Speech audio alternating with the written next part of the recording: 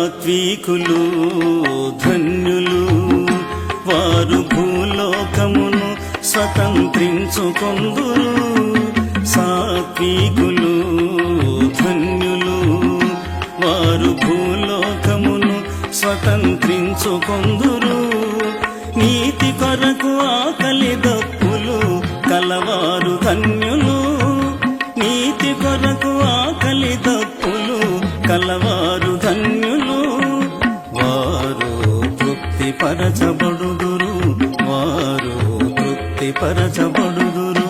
ఆత్మ విషయమై దీనులైన వారు ధన్యులు.